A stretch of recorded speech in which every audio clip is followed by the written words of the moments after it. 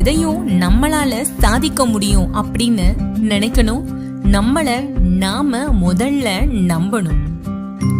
முடியும் என்று நினைத்தால் இமயமலையும் வழி கொடுக்கும்.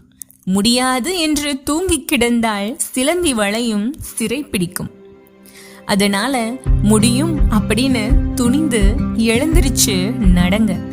இமயமலை கூட கண்டிப்பா உங்களுக்கு உங்கள் லட்சியத்தை அடைய வழி கொடுக்கும். அதனால குறுகிய வட்டத்துக்குள்ளேயே யோசிக்காமல் இலக்குகளை பெரியதாக வையுங்கள். உங்கள் கனவுகளை எந்த தயக்கமும் இல்லாமல் உருவாக்குங்கள். வருங்காலம் உங்களுடையதுதான் அப்படின்னு தன்னம்பிக்கையோடு இருங்க. அடுத்த விதி கனவுகளை காட்சிப்படுத்துதல். உயர்ந்த கனவுகளை காண்பது மட்டும் முக்கியம் கிடையாது. அத அடைவதற்குரிய வழிகளை கண்டறியணும்.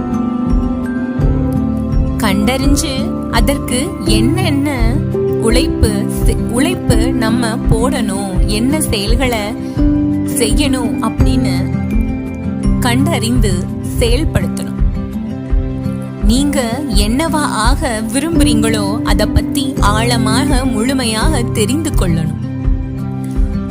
உங்கள் கண் பார்வை படும் இடமெல்லாம் உங்க கனவுகளை அடையக்கூடிய வழிகள் மட்டும்தான் தெரியணும்.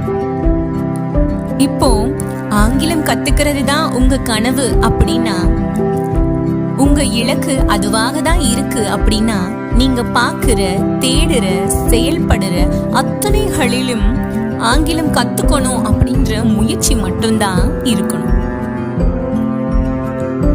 ஒரு பேப்பர்லயோ இல்ல சார்ட்லயோ சின்ன சின்ன குறிப்புகளை எழுதி அதை நீங்க பார்க்கும்படி வச்சுக்கணும். உங்க இலக்குகளை நோக்கி